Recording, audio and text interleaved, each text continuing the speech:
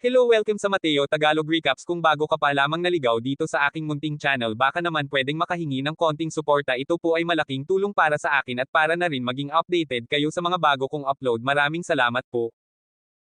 Sa umpisa ng movie, makikilala natin ang isang guro na si Joseph Sven. Noong bata siya, nagkaroon siya ng pinsala kaya nahihirapan siyang maglakad. Nakatira siya sa isang sakahan kasama ang kanyang ina at nag-aalaga rin siya ng mga hayop. Nang makarating siya ng paaralan, sinabi niya sa mga estudyante na malapit nang magsara ang paaralan. Sa sandaling iyon, ang bagong estudyante na si Catherine Wheeler ay pumasok sa klase. Sumunod na eksena, tinalakay ni Joseph ang pagsasara ng paaralan kasama si Rosalie, isang byuda dahil namatay na ang asawa. Si Joseph ang nag-aalaga sa kanya at plano niya itong pakasalan. Sumunod na araw, isang lalaki na nagngangalang Nathan Wheeler, isang nagretiro na major ay pumunta sa sakahan ni Joseph. Gusto ng anak nitong si Catherine ng kabayo at handa itong magbayad ng $175 kada buwan para dito, kaya sumang-ayon dito si Joseph. Kalaunan, hinatid ni Joseph si Catherine at kinuwento niya na ito na ang huling taon niya bilang isang guro. Tinanong ni Catherine kung bakit pero hindi alam ni Joseph kung paano ito sasagutin kaya nangako siya malalaman niya din ito. Sa sandaling iyon, nagkaroon ng hindi naaangkop na pagnanasa si Joseph sa bata.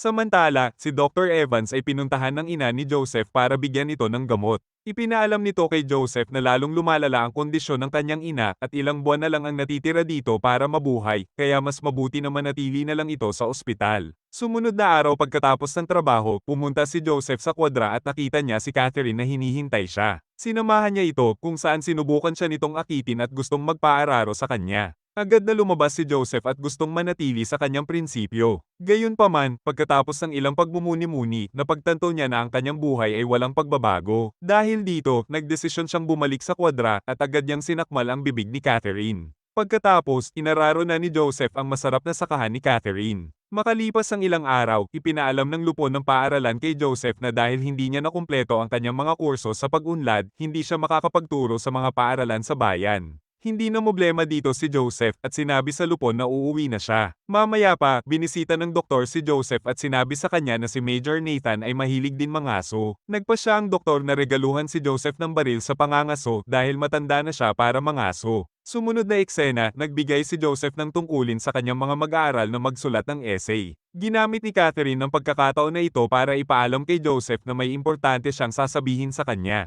Kinalaunan habang nagmamaneho, nagalit si Joseph sa ginawa ni Catherine na pag-iwan sa kanya ng sulat dahil baka may makaalam ng kanilang relasyon. Pagkatapos, sinabi ng dalaga na buntis siya, kaya ikinagulat ito ni Joseph. Dahil dito, bumaba ng sasakyan si Joseph at sinabi na hindi niya kayang panghawakan ng ganoong sitwasyon o ipaliwanag sa iba. Pero sa kabutihang palad, nagbibiro lang si Catherine. Sumunod na araw, binigyan ni Catherine si Joseph ng alak bilang regalo. Tinanggap ito ni Joseph at nagtanong siya tungkol sa ina ni Catherine. Umiwas si Catherine na pag-usapan ng kanyang ina at sinimulan na niyang patayuin ang alagang ahas ni Joseph. Pero habang mainit ang kanilang laban, biglang pumasok si Dr. Evans sa kwadra at nahuli sila na nagbabardagulan. Pagkatapos, nakipagkita si Joseph sa doktor sa isang kafe. Nagulat si Evans sa kanyang nakita at tinanong niya si Joseph kung gaano na nito katagal sinisibak ang dalaga. Sinabi ni Joseph sa doktor ang lahat kaya binalaan siya nito na kung hindi siya hihinto, magkakaroon siya ng seryosong problema. Bukod pa dito, may Rosalie na naghihintay sa kanya na pakasalan siya. Pagkatapos ng school party, inimbitahan ni Rosalie si Joseph sa kanyang bahay para araruhin ang kanyang sakahan pero tinanggihan niya ito. Nasaktan dito si Rosalie kaya iniwan na niya si Joseph mag-isa. Nang makauwi na ng bahay si Joseph, sinabi sa kanya ng kanyang ina na alam nito ang tungkol sa relasyon nila ng batang si Catherine at tinanong siya nito kung hanggang kailan niya ito ipagpapatuloy.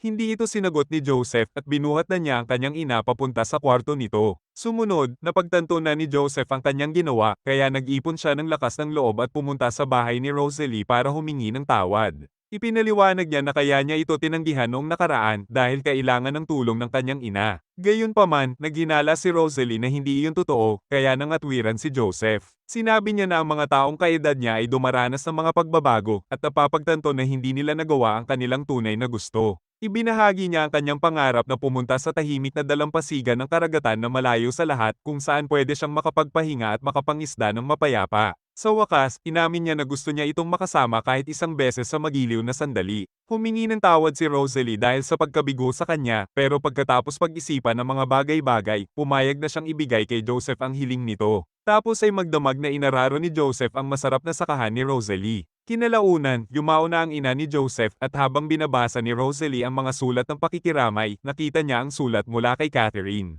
Nang mabasa niya ito, napagtanto niya na inaararo ni Joseph ang sakahan ng batang babae. Dahil dito, agad niyang pinuntahan si Joseph at inakusahan ito sa panloloko. Sinubukang magpaliwanag ni Joseph at sinabi na hindi naman siya seryoso kay Catherine dahil tinatawag lang siya ng laman. Dahil dito, sobrang nagalit sa kanya si Rosalie kaya itinulak siya nito palayo at umalis na. Kinagabihan, pinuntahan siya ni Catherine dahil nalaman nito ang nangyari sa kanya. Sinabi din ito sa kanya na gusto siya nitong pakasalan. Gayunpaman, tinanggihan ito ni Joseph at sinabi na gusto na niyang tapusin ang kanilang relasyon. Pero binalaan siya ni Catherine na pagsisisihan niya ang kanyang desisyon. Sumunod na araw, ipinaalam kay Joseph ng isang estudyante na alam na ng ama ni Catherine na si Nathan ang namamagitan sa kanila at hindi siya nito pakakawalan. Kinagabihan, inihanda ni Joseph ang baril na niregalo sa kanya at hinintay ang ama ni Catherine na magpakita. Pagkatapos, dumating si Nathan kasama ang asawa nito at gusto nitong makipag-usap. Tinanong nito si Joseph kung gusto nitong pakasalan si Catherine pero sagot ni Joseph na duda siya sa tipo nito. Sa huli, sinabi ni Nathan na nalaman niya na desenteng tao si Joseph at wala itong kasalanan dahil si Catherine ang may gusto sa nangyari.